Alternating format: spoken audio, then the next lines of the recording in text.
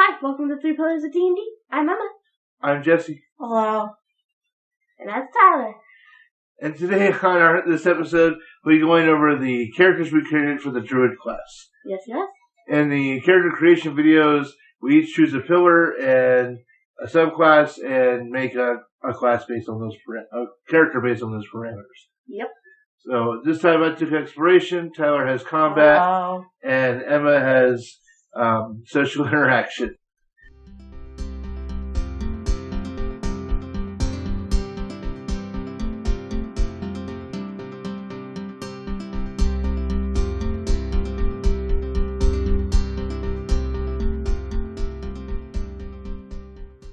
So we're going to start with Tyler, and he's doing the Circle of the Shepherd. Yeah.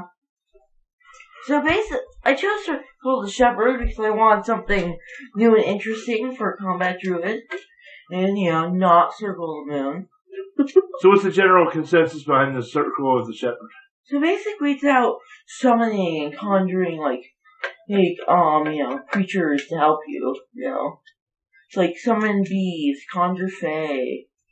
Oh, okay. Things. So it's the conjurer of the druid. Yeah. Of the druid world. Alright. So let's go over their abilities then. So wait, Circle of the Shepherd is like the Pokemon trainer? No. Okay. No, more like a summoner. Okay, so like a gotcha summoner. Got it. Yeah. You don't, keep some companions, but no, you don't keep companions forever. They go away after a while. Okay.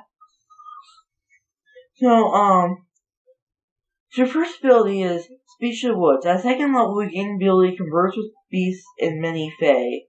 You learn to speak, read, and write Sylvan. In addition, beasts can understand your speech and gain the ability to decipher their noises and emotions. Most beasts lack the intelligence to convey or understand sophisticated concepts, but friendly beasts to relay what is seen or heard in the recent past. This ability doesn't grant you friendship with beasts, though, and you combine this ability with gifts to curry favor with them as you would do with any non-player character.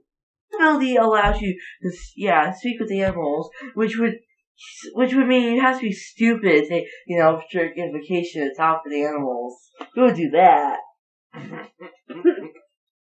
Totally not me. I would never. So, it's mainly a social interaction thing, but also could be used for exploration, like directions. Yeah. It's one of those. It's one of those little nice things that doesn't have any combat use, and I like when subclasses have non-combat abilities. And the main point of this and use of this is so you can speak to the things you summon. That and it's good for investigating what's going on in an area. Yeah. And then you also get spirit totem. So starting at second level, you can call forth nature spirits to influence the world around you.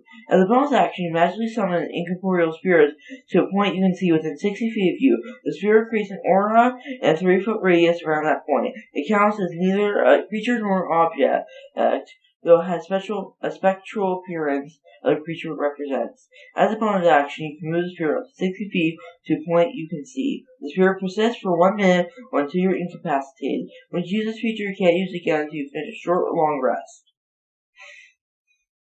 The effect of the spirit's aura depends on the type of spirit you summon from the options below. Thank you. Bear Spirit. The Bear Spirit grants you and your allies its might and endurance. Each creature of your choice, any aura, when the spirit appears, gains temporary hit points equal to 5 foot Druid level. In addition, you and your allies gain advantage on strength checks and strength saving throws while in the aura.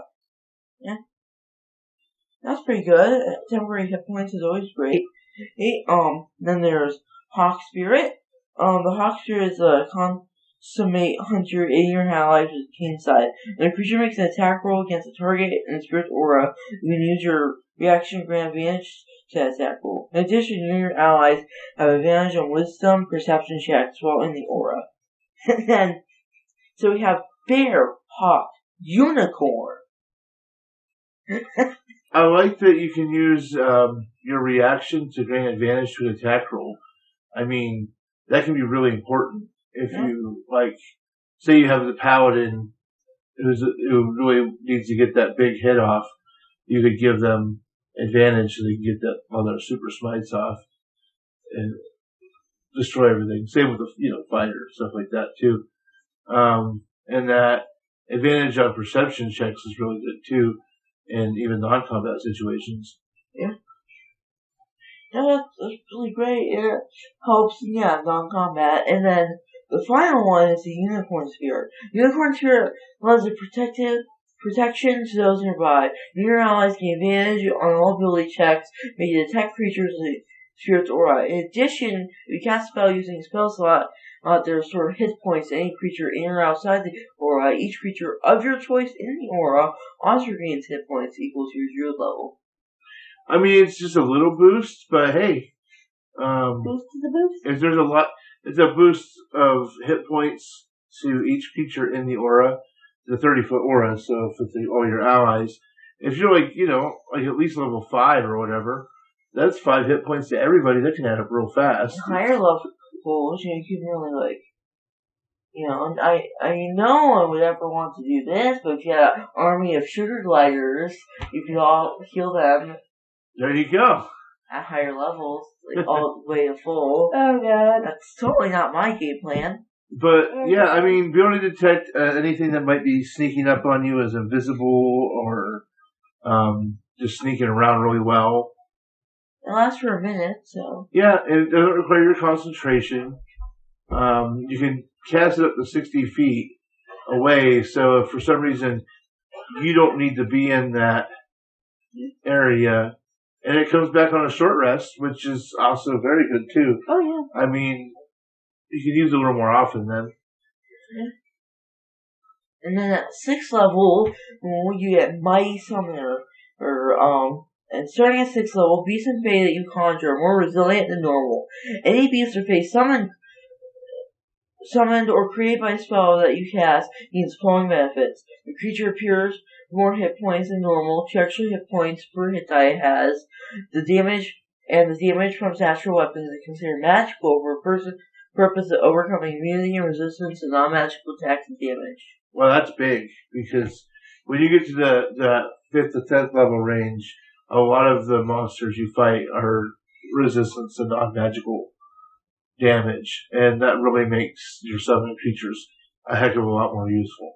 Oh yes. And where I don't really see any use for this ability outside of combat, it does just kind of lend to the idea that you are a much better summoner.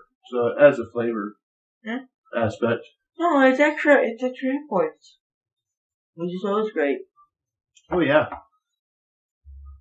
Yeah.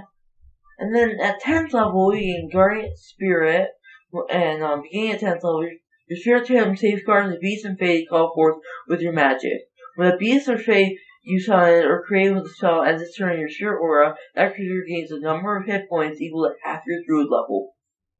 That's really good. Huh? Well, when you get to 10th level, every turn it's in your aura gains 5 hit points back. That's great. That adds up real fast. I mean, it lasts for 1 minute, so in total that's, what? That's 10 rounds. 10 rounds, so that's 50 points. Yeah. Faithful Summons. Starting at 14th level, your nature spirit you commune with protect you when you are at most defenseless. If you're reduced to 0 hit points or incapacitated against your will, you can immediately gain benefit to conjure animals as if you're using a nice little spell slot. So it's 4 beasts of your choice that are challenge rating 2 or lower. The conjure beasts appear within you. 20 feet of you. If they receive no commands from you, they protect you from harm and attack the foes. This spell lasts for 1 hour, requiring no concentration or until you dismiss it. No action required. Once you use this feature, you can't use it again until you finish a long rest. That's just kind of nice. I mean, you don't actually see that in a lot of abilities, at least not that I'm familiar with. I mean, yeah, it only triggers when you happen to die, but that's when you need a really powerful ability. Like, if you're 14th level and something's taking you out, any little thing is going to help. Oh, yeah. I mean, I know that conjure animals, but, 4 beasts that challenge rating 2 or lower doesn't seem that good. But depending on like what happens, say you got swarmed by kobolds or something, they might be able to help you, finish off the kobolds. I don't know. I mean, like you're pretty level, unless something like really big hits you, most likely you did a good chunk of damage to it, and you just need someone to finish them off. Yeah. Yeah. I mean, they protect you from harm and attack your foes. Depending on what kind of animals they get summoned. And I know that when it comes to conjuring, a lot of it depends on how your DM runs it. Mm-hmm. Do they choose what you summon, or do you choose what you summon? But if the right animals are there, they can probably pull you away from danger. Yeah. Get you out of the deadly radius things or whatever. I mean, animals are smart enough to figure that kind of stuff out. So, yeah. No, that's cool. I like that. So, what are we doing with our character? So, my character, I'm concerned. You forgot to give his character a name. He has a name. My plan was to change it, but honestly, it's too funny. Is it Jerry? It's Jerry.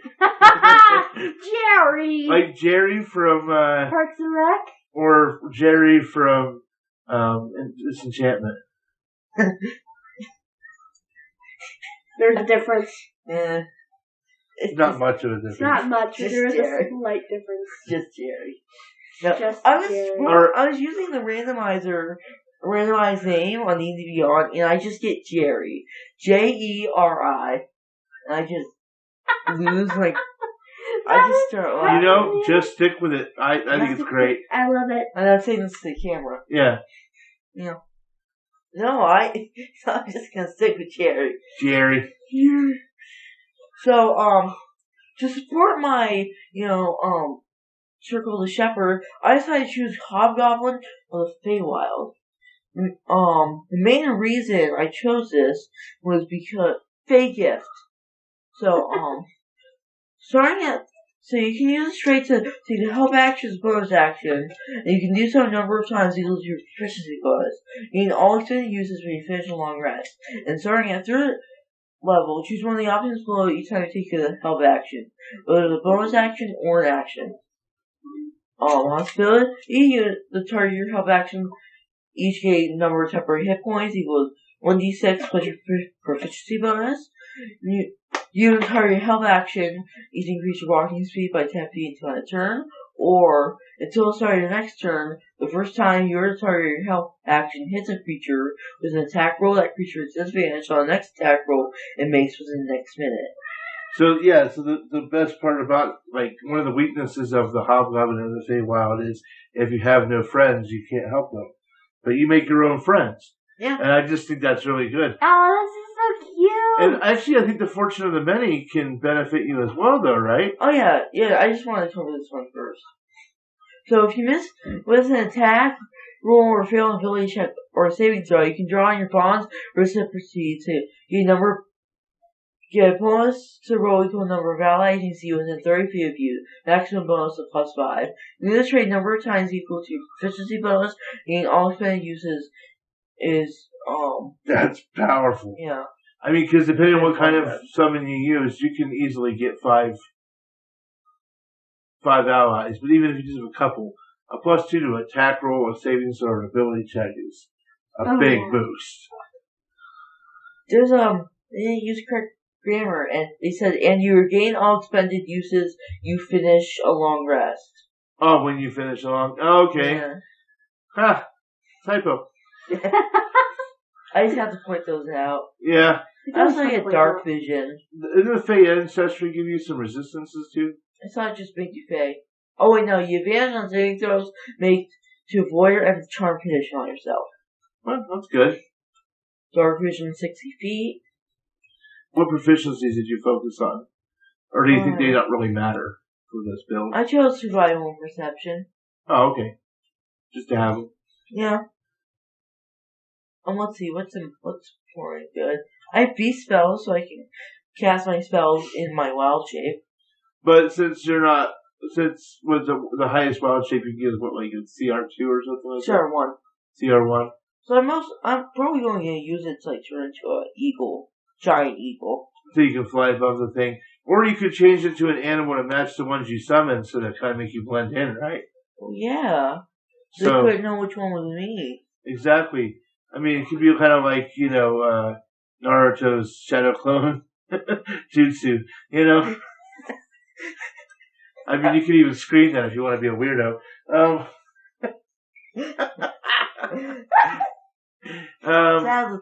Sadly, I can't do this. Oh yeah, no, yeah, let's not do that. But okay, so what feats did you end up taking? My feats are Meta Magic Adept. I chose Extended Spell and Soul Spell, so I don't need to use any magical components, and it lasts for double the time.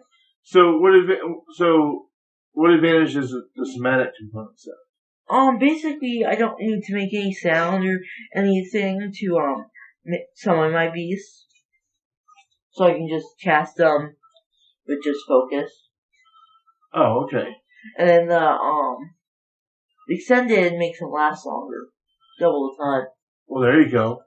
And then I chose Inspire Leader, so each beast or spend 10 minutes to shore up their fighting resolve with obtain 6 friendly creatures 30 feet of me that can see or hear you and can understand me. And each creature can gain temporary hit points equals my level plus my charisma modifier. Oh, because your beast speech ability lets them understand you, so you can use the inspiring leader. So if you're in like a big combat, you can because most of your summons are like an hour long, right? Yeah. Yeah. So 10 minutes is not going to cut too much of a issue if you have the time to spend on it. Yeah. And plus, you can always make the big bad guy stop and just have to listen to your speech for 10 minutes. This is great.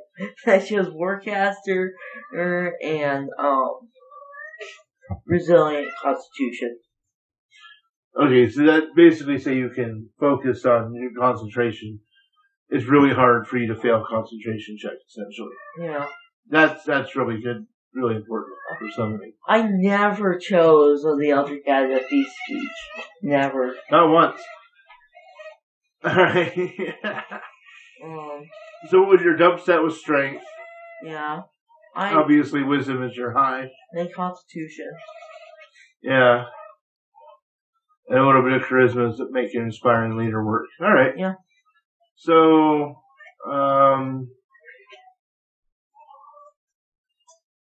Jerry, actually, the way that Jerry is spelled there, you could go any routes when it comes to gender, actually. I hadn't really asked you. Male, female, non-binary? Yes, I totally thought about this one. Because of how the name is spelled, Jerry is actually female. So, yeah, I chose the background Outlander, Makes sense. Yeah, I mean, it's pretty standard Druid pick. Alright, yeah, so, any special equipment that you got? I have the High of the Fearless Guardian, Rod of Resurrection, one of the Polymorph, and a ton of figurines. Oh, okay. That way you can summon keep summoning things to help you out on the fly. Yeah. There you go. Each figurine has like a either 5 or 7 day cooldown, so you can't just use them all the time. It's kind of like a last resort. Yeah, but in an emergency, you can start throwing out figurines of Murderous Power. Yes. I mean, it's a level 18 character. I mean, oh yeah. It would, for a lot of people, it'd be a little overpowered to have more than one of these, but at level 18, I think 2 or 3 pretty acceptable, even more. But depends on how you want to use this character. If it was if I had it as an NPC, I definitely have it with all these figurines. Yeah, I feel like in a tight situation, they pull one out, Yeah, they always just seem to have one for the right moment. But I think as if this was a player character, I probably would reduce it. I'd probably make the person choose like two or three. Yeah, 3. I do. And there you go. The goats are the best ones. Raw Resurrection, and one of Polymorph, they do what you think they do. So, personality-wise, how do you feel Jerry handles those things? Kind of hot-headed, more of a cool... She's careful in her string because, she summons animals, and she also has a flock of sugar gliders. Really? Yep. Wow, they're adorable. I want to mention the animal shape spell. Those, my magic can turn others into beasts to any number of living creatures you can see within range. You transform each target into a form of a large or smaller beast, challenge rating 4 or lower. On subsequent turns, you can use your actions to transform affected creatures into new forms. With my swarm of sugar gliders, I can turn them all into bigger beasts. Oh, okay. Oh, that sounds good. So kind of like having an extra summons there, but not quite. Obviously you use the conjuring spells as the main focus of the Druid build. Were there any other spells that really stood out? No, I have a little bit of healing and a little bit of buff, but mainly it's just the conjuring. Okay, and then do you think this is more of a lone wolf kind of character, or more of a works really well in groups, but can be alone if need be, kind of thing? I think she really works for herself. She has her friends. She has companions. Yeah. She summons them. Yeah, makes sense. It's like the whole thing. Would you ever play this character, Tyler? Yeah. I think for a one shot, this could be a really fun and flavorful character. Oh, yeah. You could really pop out a lot of stuff. Obviously at high level, but it'd be fun. Yeah, but at high level combat, it was going to be annoying anyway. So, yeah, just such high level, I would forget about combat. Yeah, it'd only be about you controlling the action economy. That's all those summons is going to make you powerful in its own way. So, no, that's kind of cool. Oh yeah. All right. Anything else you want to say about the character before we move on?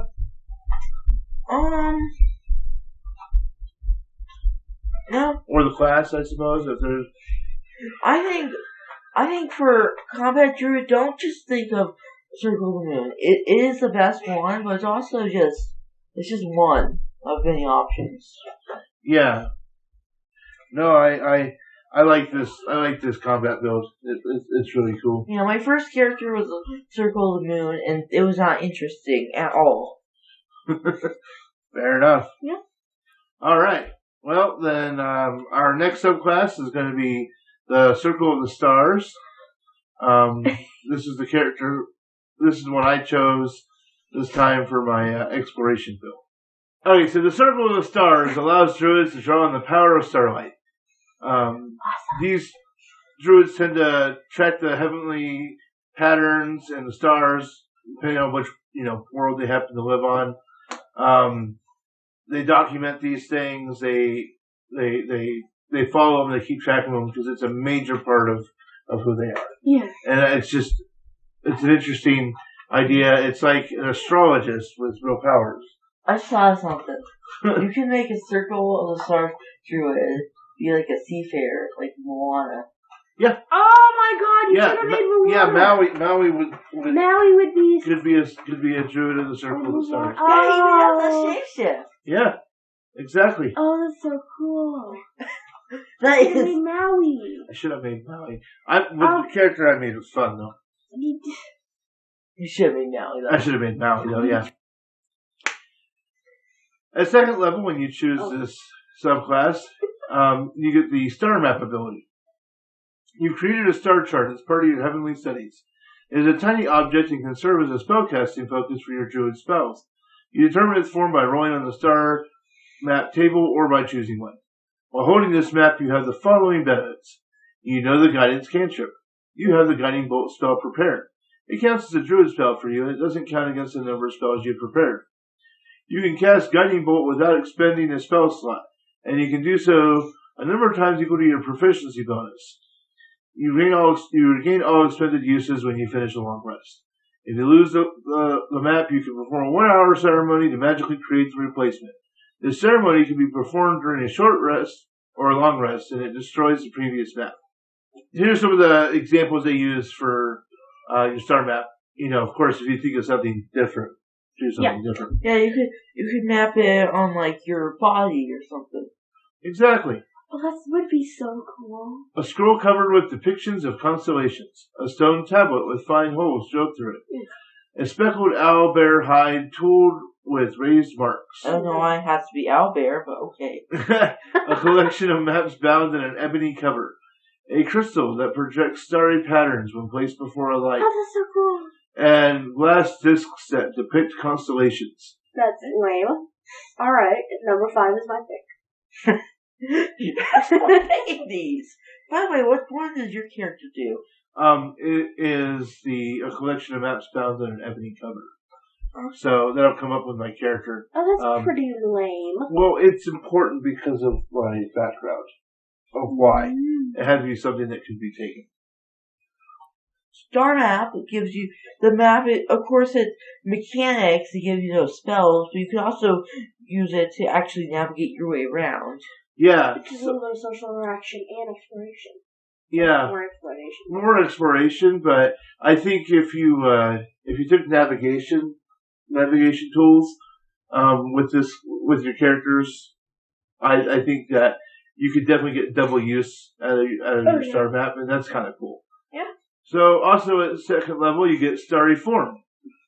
As a bonus action, you can expand the use of your wild shape feature to take on a starry form rather than transforming into a beast. While in your starry form, you retain your game statistics, but your body becomes luminous. Your joints glimmer like stars, and glowing lines connect them as on a star chart. This form sheds bright light in a 10-foot radius and dim light for an additional 10 feet. The form lasts for 10 minutes. It ends early if you dismiss it, no action required, are incapacitated, die, or use this feature again. Oh wait, I thought you could reflavor this as tattoos long enough. Oh, you totally could be able to reflavor it as your tattoo. Sorry, I just can't get that Maui thing out of my head. Yeah. Whenever you assume your starry form, choose which of the following constellations glimmer on your body. Your choice gives you the certain benefits while in that form. Oh, I see. So you would just put these starry form as tattoo on your body, and then you activate them like Maui would. Yeah. Yeah. No, it'd be cool. I'm sorry, I can't get that out. Oh no, I totally see it now that we've even talked about Maui. We're all like, Maui,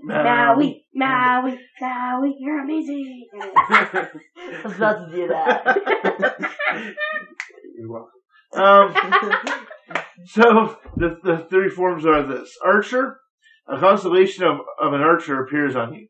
When you activate this form, and as a bonus action on your subsequent turns while it lasts, you can make a ranged spell attack, hurling a luminous arrow that targets one creature within 60 feet of you. On a hit, the attack deals radiant damage equal to 1d8 plus your wisdom modifier. That's a little on the nose. Chalice. A constellation of a life-giving goblet appears on you. Whenever you cast a spell using a spell slot that restores hit points to a creature, you or another creature within 30 feet of you regain hit points equal to 1d8 plus your wisdom modifier. Oh, these are all on the nose. Dragon.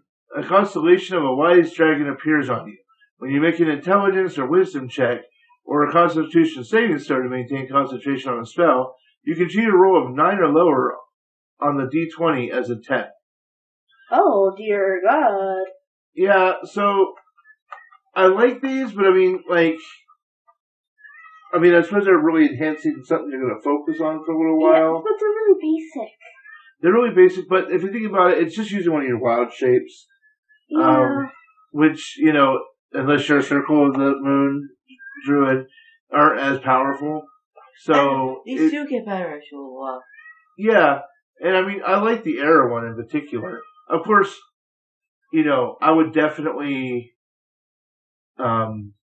maybe choose, if you're really particular, choose like different forms to use,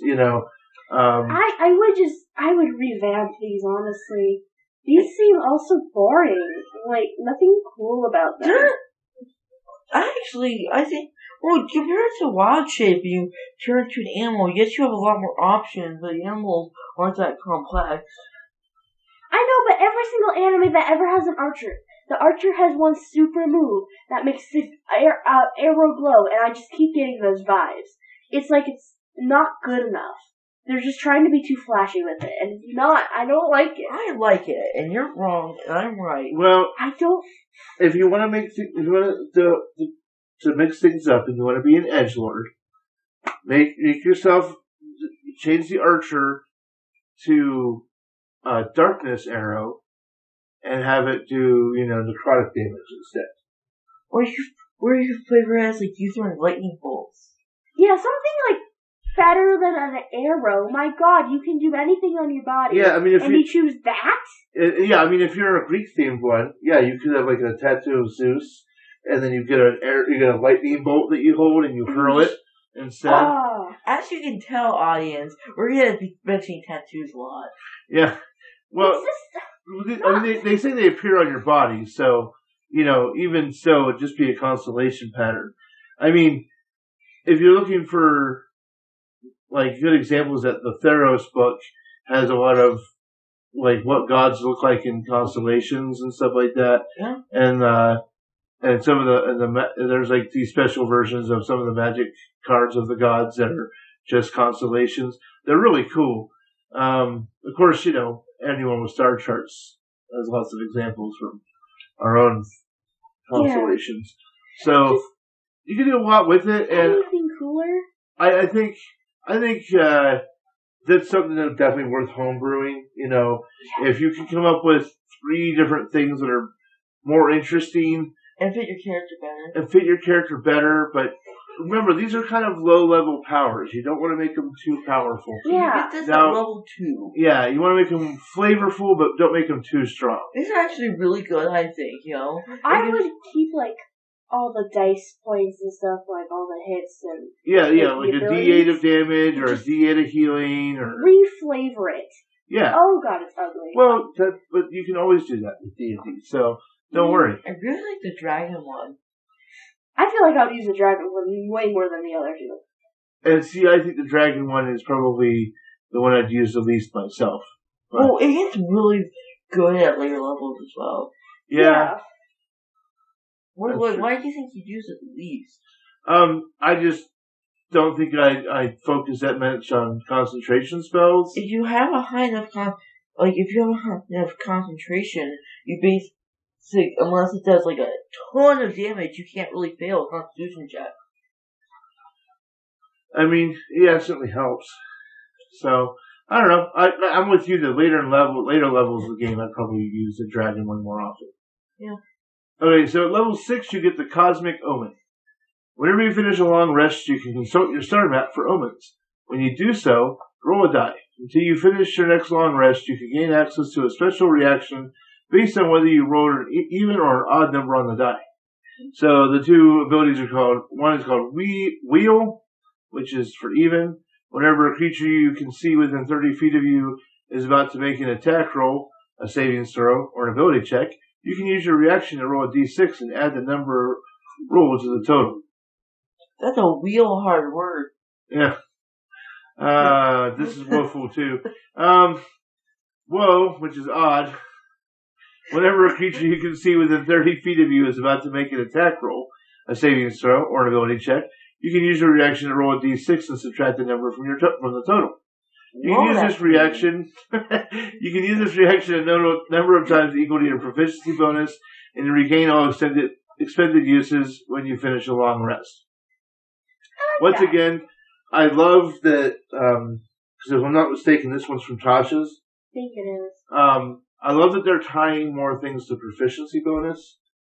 I think they really need to go back and do it like an errata on a lot of the older ones and tie more things to proficiency bonus. Yeah. because it really helps you scale. Yeah, it doesn't increase by that much, but it does increase. It does increase. Like, I make or break something. Like, you know, the Barbarian gets, like, extra damage if you do, like, a strength attack. Mm-hmm. It goes from 2 to 4. I think it should scale a proficiency bonus. Yeah. There's a lot of, I think they could take a little more hit from that and, I don't know, make some changes.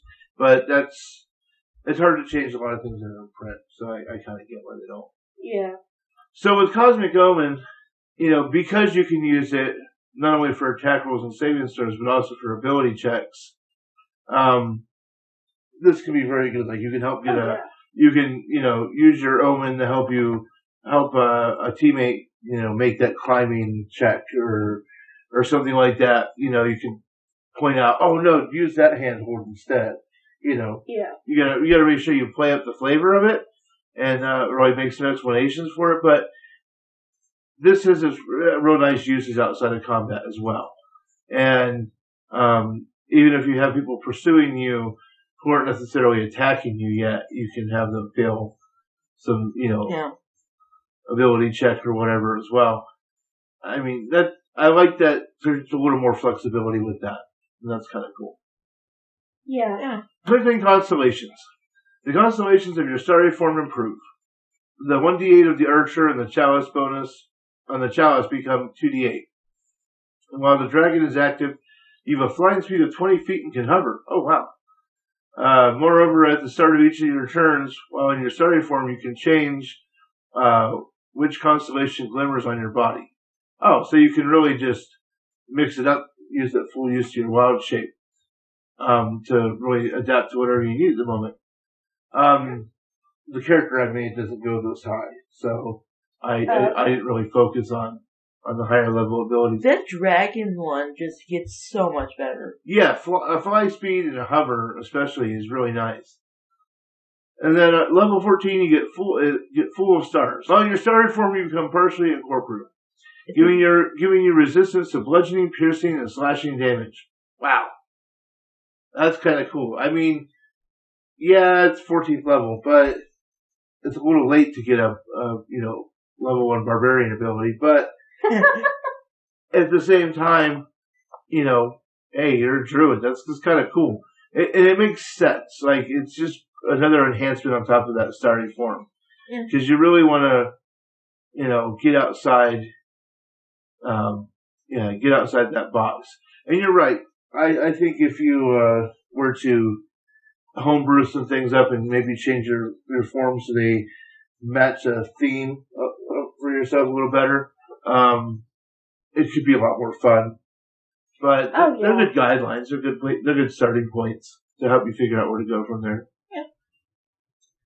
So now we're going to move on to the break, and then we'll talk about his character, and then mine.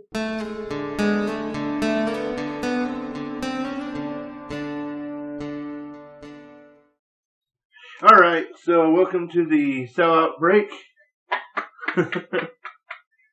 Okay, I want to announce that the winner of our contest was at Steph Can't Be 7. She, you know, won her copy of Candlekeep Mysteries on D&D Beyond. And hopefully she has fun running that with her group. And she had mentioned that she was going to take some new players through using some of those, little quests as like one shots to help teach them the game and stuff. So, yeah, glad to get more people involved. And D&D. And she's been real positive and helped spread the word of the show, which was the overall point of the contest. But she went above and beyond on top of that. So I really appreciate that. Yay! So cool. Speaking of which, if you want to catch our contests, you can follow us at Our Dorky on Twitter, Our Dorky Family on Instagram, and you can also email us at any time at ourdorkyfamily@gmail.com.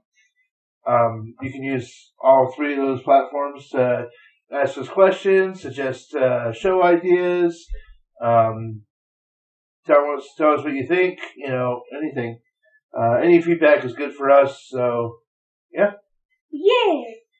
I don't know. Yeah. Yeah! They can't see you anyway. They So. can't see me, but yeah! I have 2 peace signs right now, folks. Alright. Anything you want to bring up? Turtles, squirrels, monkeys? Hello. Alright. Well, that's it for our break, so... Yeah!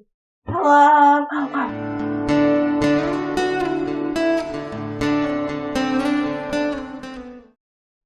Alright, so now that we're back from the break, I'm going to talk about my character. My character is Niori, a Hexblood.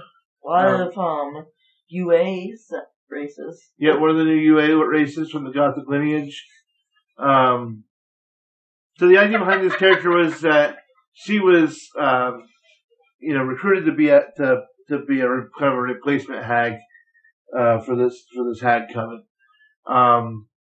And they focused a lot on. They had their own star maps and stuff like that. They were more of like a divination kind of style witches coven. And basically the idea is Niori just basically stole their star charts and ran away because she didn't want to be a hag. So she's basically on the run, and which makes for a fun character in my opinion. So, so that was one of my main starts with that character. I don't want to be a hag. I don't want to be a hag. Yeah, because that's one of one of the things they bring up in the Hexblood detail pages is one of the examples, and I kind of went with that and ran. So just like Niori did with those star charts. I don't know why, but Niori sounds like a drag queen name. I swear to God, I've seen Niori as like an actual anime name. Like what feat do you take? So I went with the ritual caster of a wizard. I know that you can do find familiar as a druid, but I thought it was particular important. You can? Yeah, but you can use a wild shape to cast find familiar once a day for the length of time you'd be wild shaped. And then, but I thought that the ritual casting, because of the fact that she'd been part of the coven. Yeah. So there was some ritual casting in there, and then so your jump strat is strength and intelligence. Yeah, I went with a fairly high wisdom and constitution. Yep. So you're a haunted one. Yeah, I think that could be a good way to describe being kidnapped by hags. Being pursued by them all the time.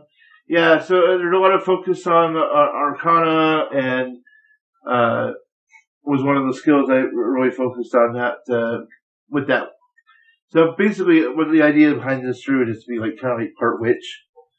The Hexblood kind of suggests that as well. To make sure I had Infernal and Draconic to touch more on that wizard and demon infernalness past with the hags. So Lawful Neutral for the alignment. I really wanted to make sure that she had her own code that she kind of follows and does, but since the overexposure to the hags and everything like that, it's not easy for her to go with good. She goes with what's necessary. I mean, it's really an escapist kind of life, She's constantly on the run.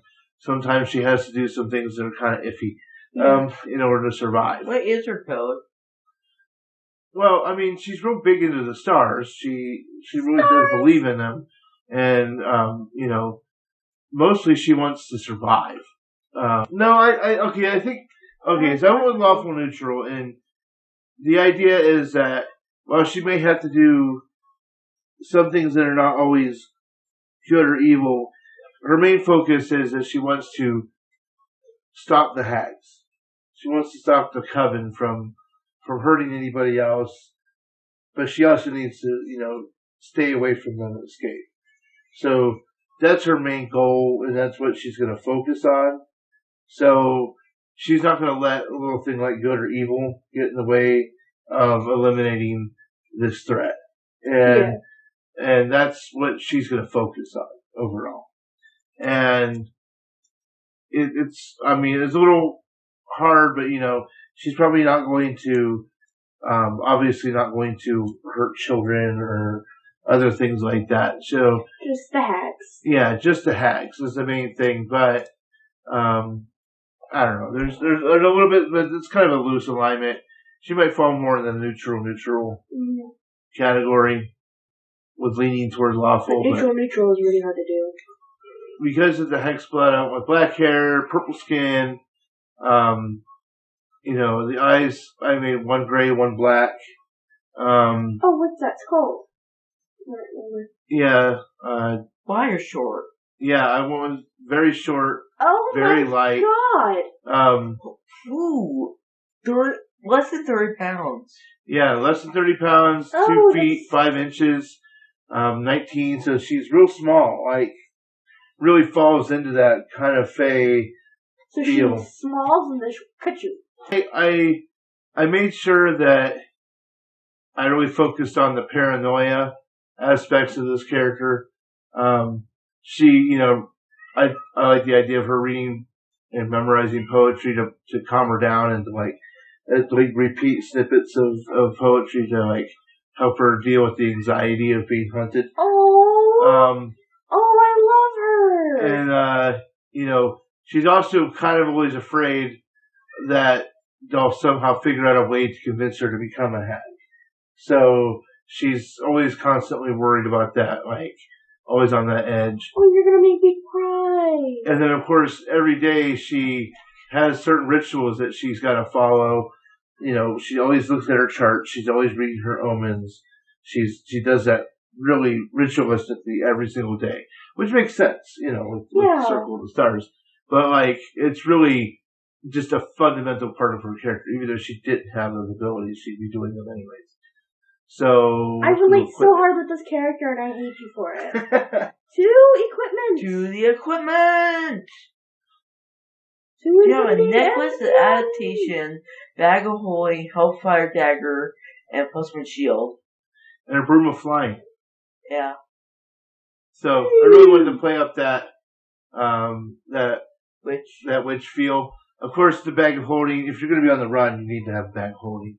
And the necklace adaptation. That's the one that lets you do, you can you breathe normally in your environment. Yeah, so you can make it through cloud kill and sinking cloud effects, breath weapons and such. So, yeah, I just wanted basically, she's focused on survival over anything else and escaping the power of these hags until she can gather the power she needs to hopefully stop them.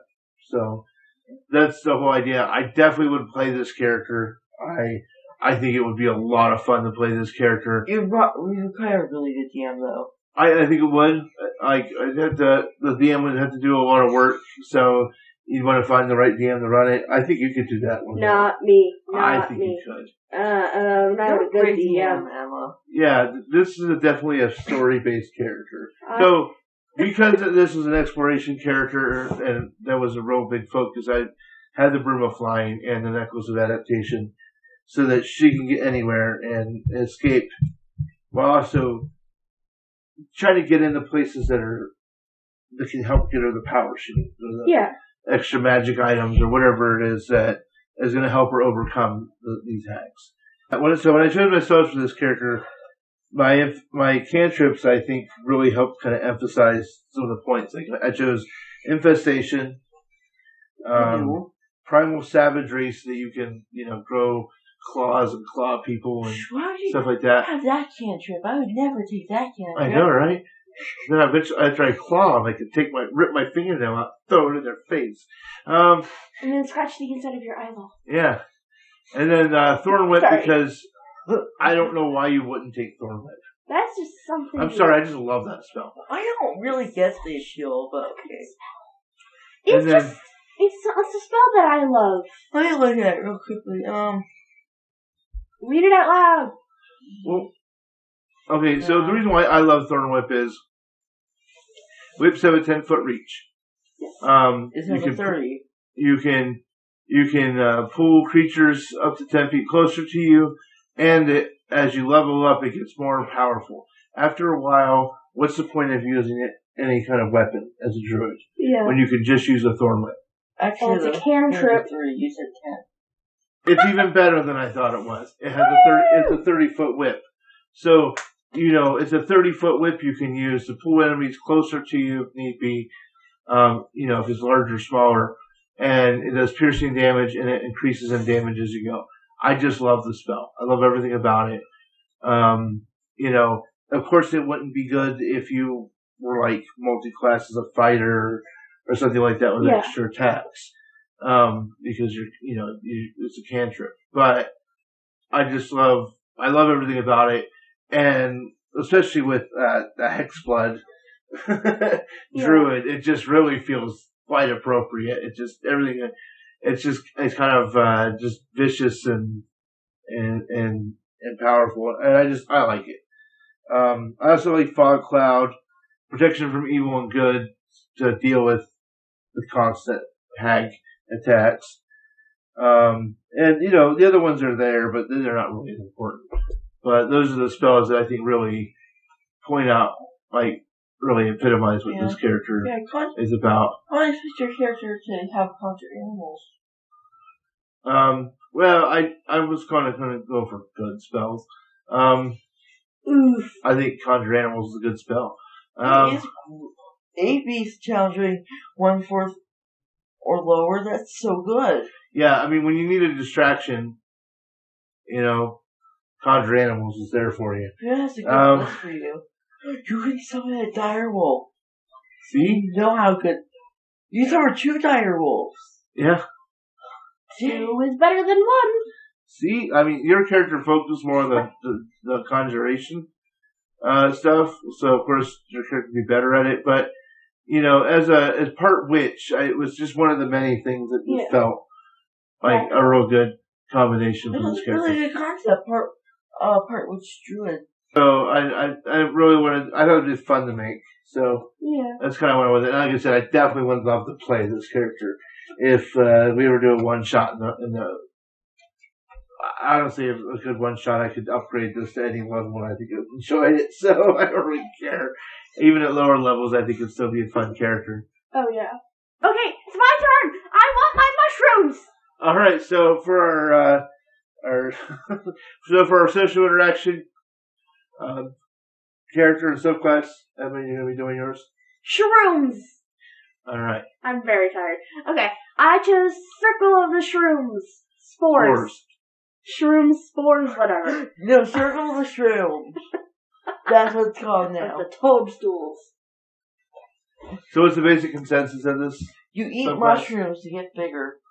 That's Mario Brothers. I know. Druids of the Circle of the Spores find beauty in decay. They see mold and other fungi the ability to transform lifeless materials into abundant, albeit somewhat strange, life. These druids believe that life and death are part of a grand cycle, with one leading to the other and then back again. Death isn't the end of life, but instead a change of the state that sees life shift into a new form. Druids of the Circle have a complex relationship with the undead. Unlike most other druids, they see nothing inherently wrong with undeath, which they consider to be a companion of life and death. But these druids believe that the natural cycle is healthiest when each segment is vibrant, changing. Undead that seek to replace all life with undeath, or that try to avoid passing to a final rest, violate the circle and must be thwarted. So they're not. So the Circle of Spores aren't necessarily evil. They just do the world differently. Yeah. I hate subclasses are necessarily evil. No, yeah, these, so these first appeared, obviously, in, Ravnica. Yep. And it's based on the Golgari. Yeah. Or they appeared in the Anthars. And then, no. Yeah. And then they, they got reprinted in Tasha's Cauldron of Everything. Oh yeah.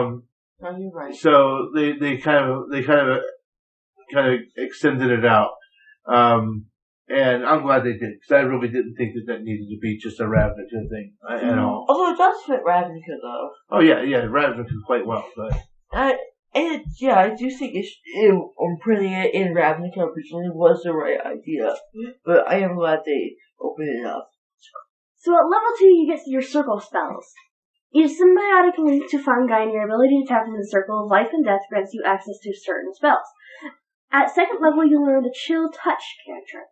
At 3rd, 5th, and 7th, and 8th level, you will gain access to spells listed for that level in the Circle of Spores spell table, blah, blah, blah, blah, blah, blah, blah.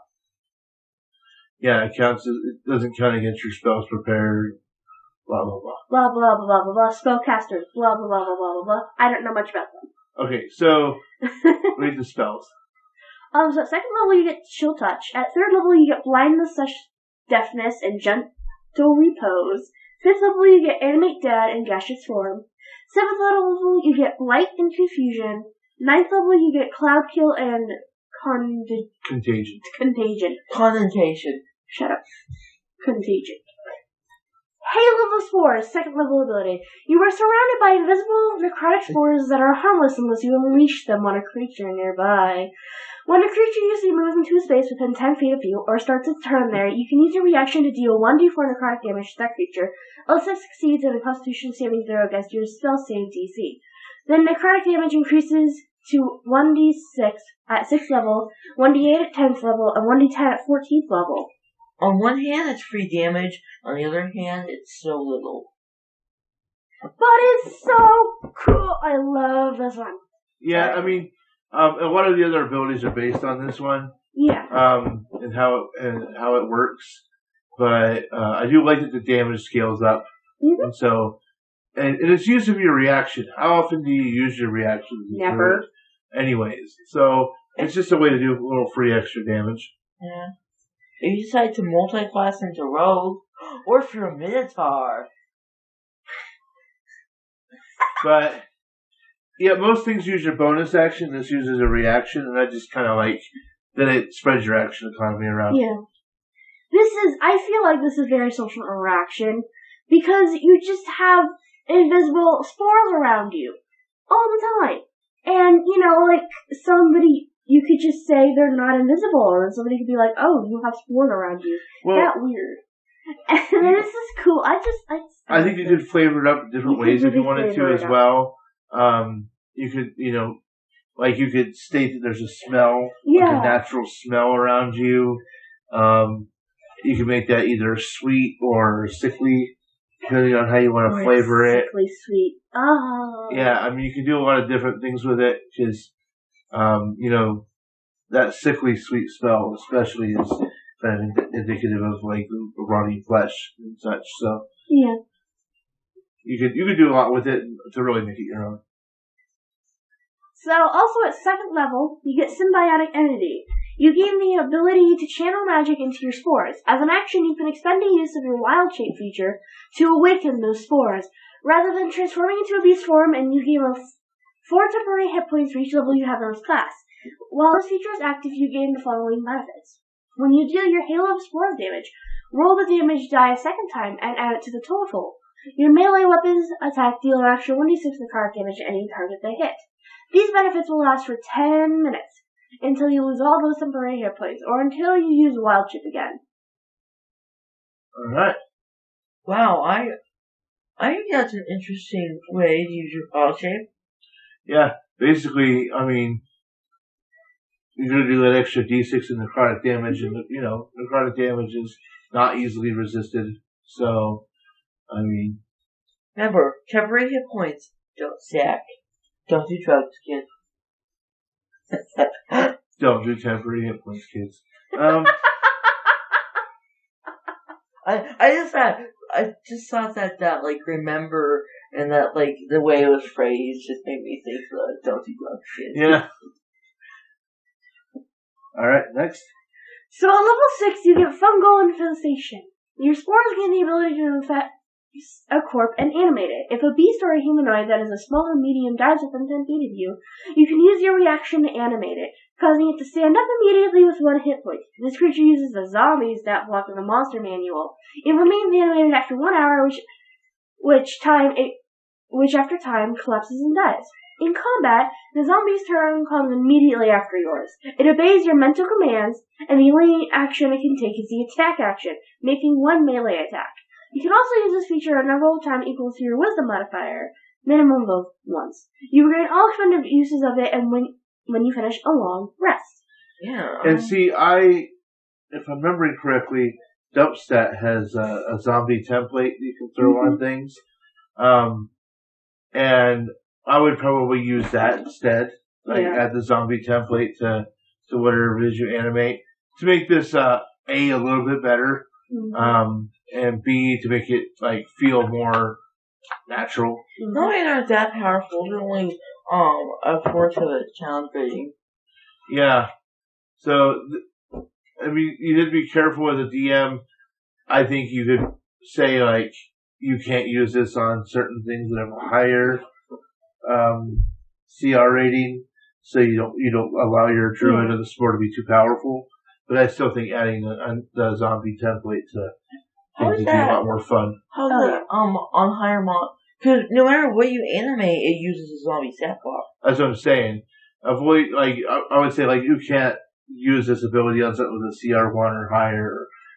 Otherwise, we're gonna have to scale its abilities down, because otherwise you're gonna make it too powerful. The idea is you're supposed to make a quarter CR zombie. You're not supposed to make a super powerful thing. Yeah. But okay, I think we're doing a misunderstanding. No matter if it's even if it's a friggin' Turat, it's only smarmy. But even if it's something really powerful, guys, if it comes back this way, it will be a zombie with a 1/4 challenge rate. And I'm suggesting that you don't do that, and instead you use the zombie template on top of it instead. Okay. That's what I'm saying. Okay, because what it sounds like you're doing is it sounds like you think that the more powerful it is, the more powerful it comes back using this ability. No, but if you use the zombie template, that would be true. Okay, so I'm That's not what I'm familiar saying. with the zombie template, so I was confused. Yeah, it's just, it adds the zombie abilities on top of whatever the creature already is, and takes a bunch of other stuff away. It's kind of complicated, and I wouldn't do it unless it was really interesting. Yeah. Or necessary for the combat, but there might be times as a DM that I would go out of my way to zombie template something to make it more useful. I mean, it's a 6th level ability. A quarter CR zombie is kind of boring, but That's extra damage. it's extra damage. It's there. Either way. So at 10th level, you get Spreading Spores. You gain the ability to seed an area with deadly spores. So As basically what Dad does every time he farts.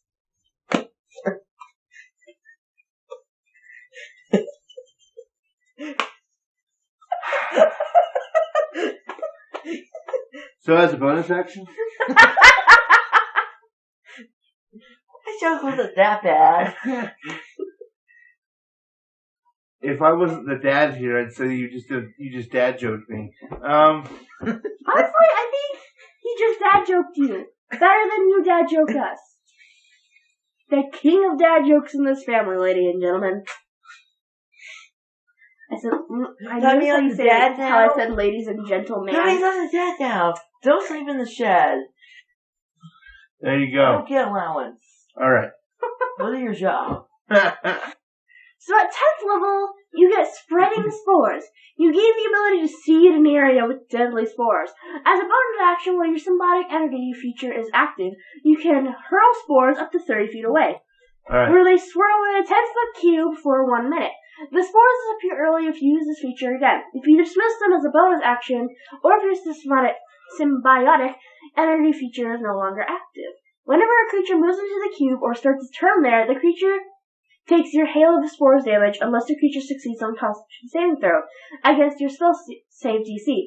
A creature can take this damage no more than once per turn. While the cube of spores persists, you cannot use your Halo of Spores reaction. So basically it just moves your Halo of Spores to a distance. Yes. I love it. Alright. So at level 14, Fungal Body. The fungal spores in your body after alter you. You can't be blinded, deafened, frightened, or poisoned. And any critical hit against you counts as a normal hit instead, unless you're incapacitated. So, this one's kind of interesting, like, the not getting a critical hit thing is nice. I just feel this is like a weak gaps ability. Yeah, but it is, like, they all seem to be kind of weak when it comes to druids overall. They do. This is one of the weakest class, or subclasses in my opinion. It is, but I love, like... it's the flavor. It's the flavor for me. So was there anything about the subclass that really tied into social interaction for you? I love, like... I think my character's 15th level, so, like, she gets all of these abilities. Death hippie. Yeah. Exactly. It was mostly about what type of character I wanted to go for. Yeah. And I'll talk about that in, like, a minute. Yeah. But, like, I get lots of social interaction from this, because, like, as a DM, you can homebrew this to make it, like, the spores smell. And, like, they smell either really good or really bad, and it'll bring people to you or against you. It can impair a lot of your social interactions, with, like, just how you smell. Or, like, maybe you look weird. And, because of the spores in your body. And you can use that, especially, like, the 14th level ability caught my eye. It really did. Yeah. Because I reflavored that as a way where spores are coming out of your body. And that's just, you would not, if you were a human and you saw somebody walking around with spores on their body, would you or would you not talk about that? No, that's true. Like, I suppose when we think of social interaction, we usually think of things that make you more sociable. Yeah. But this actually does the opposite. Makes you a little less sociable. But that's important in social interactions as well. Like, people tend to be more afraid of you as a general rule, and fear is just as powerful as trust. As trust and inspiration and such. And so I really think this is an interesting character for, like, a veteran. Like, somebody who's been playing D&D for years and years and years and years. I could not play this character for, like, 5 more years. Just saying. This is a very difficult character. Oh. I would love to play this character, but I don't think I could play this character well. It's not that hard. But, like, taking the character I made and just this class and using it, like, against you to kind of make it so, like, you have to be favorable to people, or, like, people don't like you, and so you're always, like, really against that. It's interesting. It's cool. It'll make the flavor of your roleplays better, and just the social interaction, it's not even just social interaction in your game, it's social interaction with your partners. There you go. That's what I was. Alright, well, so let's go into the character then. Yeah, let's talk about your character in general. So, let's cover first the race. What's your race? Well, who is she and all that stuff, too? Oh. My character is Ala, queen, quote, quote, of the Spores. She never claims that she's the queen, yet, like, all the zombies are like, yeah, she's a faker. There's actually a giant story behind it. I remember all of it, except how to say the one name. Alright. So, Ala, Queen of the Spores. Ala, Queen of the Spores, is a forest gnome. And I love her. You'll see if you like download the sheet and stuff, she has a goth Princess Peach profile picture that's custom. Did not make it, found it on the internet. I don't know who it is. I'm sorry. It's just for D&D, it's fine. I mostly went goth Princess Peach, Spores combined to make Ala. Yeah, be careful when looking up goth Princess Peach on the internet. There's a lot of not safe for work versions of that. You might want to put the safe filter on. Yeah, so put some safe filters on before you look that up. Please. But it's really cool imagery. It's so interesting. Like, you see all the pictures and stuff, and it just gives you so much inspiration. Although Google does a decent job of filtering. Generally, but like just so everyone understands, you want to make sure you throw on a filter. But either way, go into it. So I'm gonna go into her story first, and then we'll talk more about things. As a child, Ala didn't have a name. First off, was abandoned at this cave, at the entrance of this cave. Myconid takes her in because they actually looking up this type of people. It was really fun. It was they don't talk to others. They actually don't have speaking skills at all. They communicate using their brains. And they can speak into each other's brains, and that's how they communicate. And they really don't have a royalty system. Everybody's equals. There are there's the one grandpappy from the generation before that lived on that everybody listens to and gets advice from, but they're all equals. So why did they bring this little outsider in? Because Myconids are friendly creatures. They brought the little outsider in because they saw she was abandoned, and as stated, they're gentle creatures. They like to help others. They will happily help others, and when they're not being hostile to them. Yeah, I had a D&D Choose Your Own Adventure book, and in that book, Myconids were really helpful. Well, there you go. I expect that to be a joke. Oh, why don't you guys laugh at me? So they took her in because they saw she was abandoned as just a child, little baby toddler Alla. Named her Alla. She was the only one who would actually speak to any outsiders that asked them for help. So I changed her story up a lot. There was 3 different phases. Really. Yeah. And this is where the story goes 3 different ways. And you can change this story 3 different ways. It's not just a phase, Mom. It's a story phase. The first one was she was outcasted. She felt outcasted by the Myconids because she was different. Obviously. And that they didn't accept her, so she left on an adventure. Another one is that she was sent on a diplomatic mission for the Myconids because they wanted to make peace with somebody, and she was the only one who could talk. This is the one that I mostly went with. And the third one was the crazy, proclaimed she was queen of the Spores, and they kicked her out, and she's still crazy bonkers. Really loved this one. Couldn't pull it off very well. If you can pull it off, please do it. That'd be fun. I don't think I could pull it off, but you could pull it off, though. Yeah. You already act like you're the queen of the world. It would be kind of like the queen from Dagmar. Yeah, Queen Dagmar. I was looking for Queen Dagmar vibes from Disenchanted. Yeah, from Disenchantment. Yeah, is better. What's that? Her name is better. Yeah. But I couldn't really get myself to pull up this character that I grew to love over the course of 10, 20 minutes. I love her. Talk about her all the time. And I couldn't pull her to make her crazy, so I went with the second one. But I would love to see the third one being used, or even the first one. All right. So the second one, which one's that again? The diplomatic mission one. She was the only one who could actually speak with outsiders. Okay. She understood their language. So you focused on proficiencies and abilities. Yeah. And languages, so she could be a diplomat for the Myconids. Yep.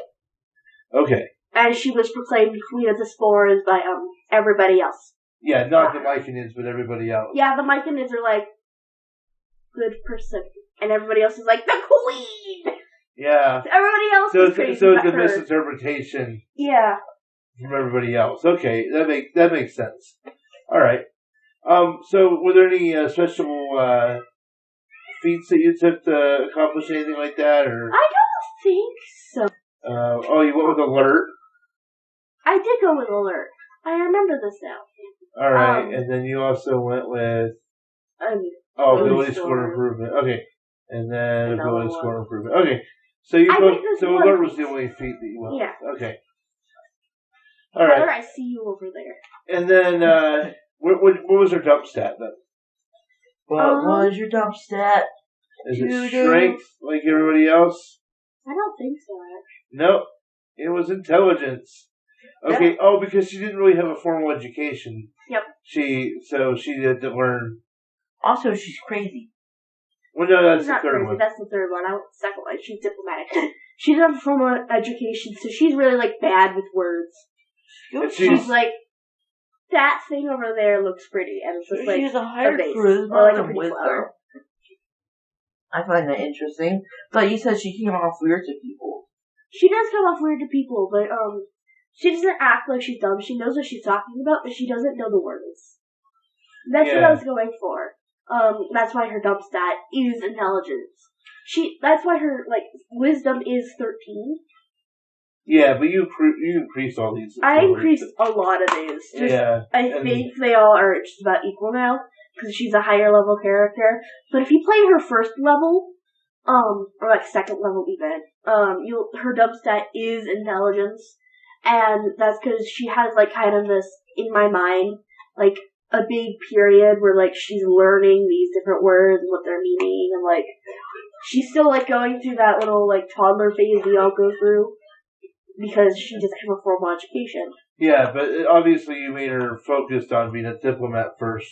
Yeah. Druid second. I mean, the Spores just kind of became as part of who she was, not necessarily as abilities that she was going out of her way to develop. Yep. It just kind of became her. Her description. She's noble? I give her the noble one. She was queen.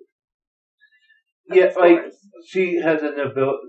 In a way, she's a noble. It's an interesting. Although she's not an official noble, she is still noble in most people's eyes, other than the people she rules over. So she is. You guys should love Lawful Neutral, right? Lawful Neutral, yeah. She does carry on the tradition. She is very peaceful. She does not want to fight, which I think is an interesting character concept.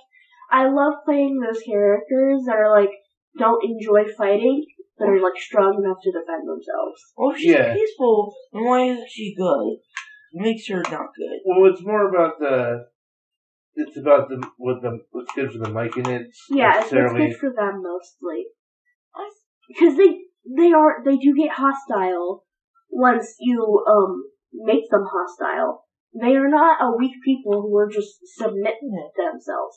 They will get hostile, they will defend themselves. But, what? So that's kind of the tradition, the personal codes that she picked up from them. It still sounds good in nature, though. They are good in nature, and that's why she's good in nature. She's a lawful person, she sticks to her traditions, which are the Myconid traditions. But, she will, sometimes she will bend the rules. When it comes to human rules and laws. They have different laws and traditions, so that's why Lawful Neutral is a hard alignment. It really is. I still feel like your character's more lawful good, but that's just me. I gave her the Aristocat, 10 pieces minimum, Aristocat. Aristocrat. You said Aristocat. Ta-da! Okay, so basically when she's on her diplomatic missions, she really plays up the nobility kind of thing. Because nobody takes her seriously as a diplomat, and she's I have to be noble. Yeah, because if she goes as a dirty, smelly Spore person, everyone's gonna not take the Myconid seriously, and so she puts off this air of loyalty. And she has I do want to talk about more the flavor. I did talk about a little over the spores on her body. Her physical characteristics, she looks a lot like Goth Beach, if you look up that picture. Whew, I love her. Put on the filters, yeah, then look it up. Yep. Put on the filter. When you said Aristocat, my mind just went to, I just took a DNA test. Turns out. You know the rest of that. Click on physical characteristics. Let's see. So she has blonde hair, she has sickly pale skin with spores growing out of her, in her arms and her neck and the cracks of her body, and just you can place these spores anywhere. Yeah. Really. I wanted to go into more details about where they were, but D&D Beyond, for one, doesn't give you a lot of space for that. Word limits, and two, I thought it would be really cool. We'll put it in other. Yeah, you can add it to the I can't always add it in others, but I was I thought that would be nice. She has purple eyes. So what was her height again? 3'4". 3'4". Okay. All right. So the spells don't really correspond much. I went for more of a stronger spell suit because I knew she would have to be getting in tussles and things like that. So the spells don't matter for this pillar. Why is there female in quotes? I don't know. I don't remember. I do know Mycenids don't have genders. Okay. This is probably why it's in quotes, because she doesn't probably actually know she's female or I male. put a lot of research into this. I did! I was so proud of myself for this. I love Mycenids now, and I want race, please, D&D Beyond. I need one. I just don't know. I don't know how well it worked as a playable I know it wouldn't work very well, but I would need it. I still think that'd be fun. I do think it would work. They would have to differentiate the Mycenids from the playable ones to the ones that you see. Please? Alright, so is there anything else on the equipment or anything else about this character? No, I have to do equipment. Okay. Okay. That's so for combat and exploration type equipment. Was there anything in the personal bonds or anything like that were important? Okay. So overall, basically, she's intended to be more of a diplomat. Yeah. Do you think that this is more of a playable character or more NPC or NPC. either? And either. Playable, I would change things up about the playable. Obviously, give her better equipment and actually look at her spells. I just gotta click on random spells. Yeah. Because none of them seem to really be what my character needed. Yeah, I mean, as a druid, you can change your spells every day. And this diplomatic character is very much more an NPC, but if you want one of the different routes, that I talked about, the crazy one, that would be fun to just see as an NPC or as a player. Playing that character would be a blast. I would roll through that character like no tomorrow. I think it'd be fun a one-shot. If you did it for too long, it might get annoying, but one shot's a perfect time. Crazy doesn't have to be cackle, cackle, I'm mad, I'm gonna kill you all. Crazy can be a small, silent crazy. Like the Karens. You don't know they're crazy until they do something. Karen, Queen of the Spores. You should change you change a lot to Karen. Yeah. But definitely the first route, my first phase that I did of this character. What was the first phase again? Very much an outcast, left the Mycenids, because she wanted to be an adventurer and see something else. She needed to expand her possibilities. So she's a teenager. Yeah.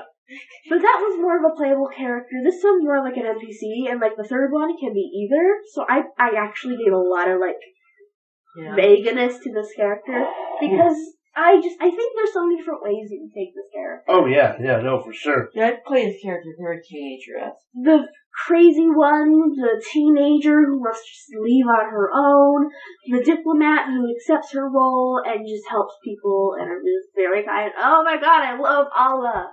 So that's our episode on the our characters we made of the Druid class. If you liked any of these, want to comment on them, let us know. We like your ideas. I would love to see like the different variations you can take, especially on like the spell tattoos. Yeah. I mean, I know now. I kind of wish I'd made Maui. Please, you should have. No, but I like my hex one. I like my witch druid. I love your witch druid. If we did that project we were talking about, I might make a Maui. There you go. So anyway, see you next time. See ya. Bye. Bye. Hello. Dear God.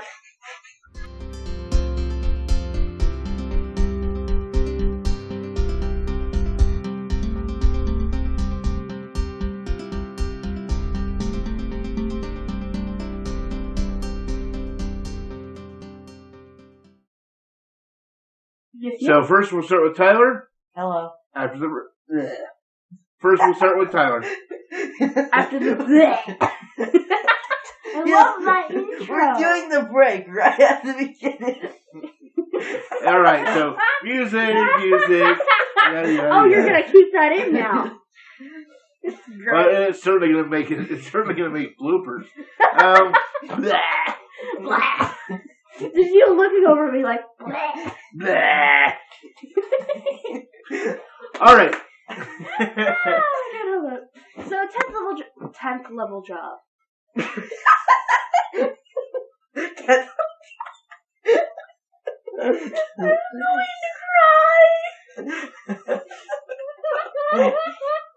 You put your crying pillow down, little girl.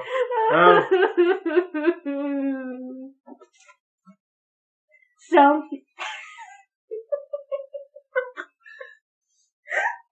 you broke your sister again.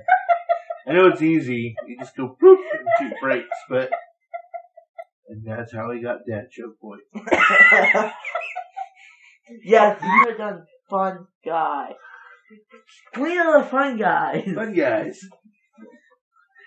Hey, it's my guys, the fun guys. They gotta come kill ya, you know what I mean? Again, like I said, I really hope that's a quote. It is not. I just had a thought. What if a character of your size and weight were one or was a barbarian and was thrown by a giant, bigger barbarian? So just like rage while being thrown in the air at someone. So just like a super, like a barbarian bullet. And you name the person Fire. They could be a fireball. fire turned into a ball! Yeah. And then it'll be like my barbarian cast fireball. Just casting some. Blizzard, don't lick it! Hello! When you realize your go-to hairstyle to be cute doesn't work anymore because of the aesthetic you accidentally chose. I can't do my side ponytail! Why not? It looks stupid. Well, yeah. I mean, we're looking at you. I'm running away! Come back. We love you. I just had that thought, sorry. I'm going to have to throw myself into the sun real quick. I'll be right back. That's going to be a great blooper. Cat fireball!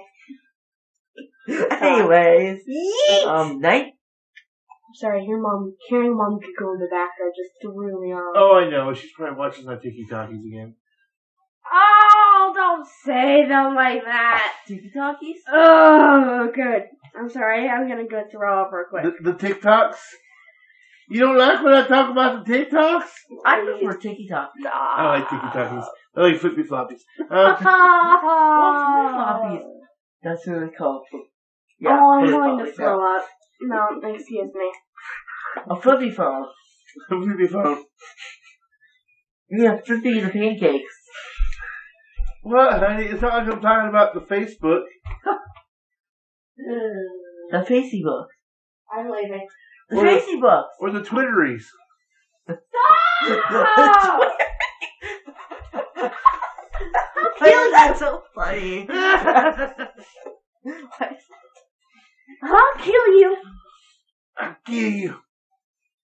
Why is that so I know. Oh my It's God. a fictional character. Dude, let me cry if I need to. You cried when what's-his-face died. Oh? I thought you had that sad book. Yeah! Oh, freak them out. Oh, that was a really sad book. You have to, the emotional connection with that character. You cried. He's a fictional character. So Yes, shut up. you learned about this character less than 5 minutes ago. Shut up. Did you cry when Spider-Man turned into dust in Endgame?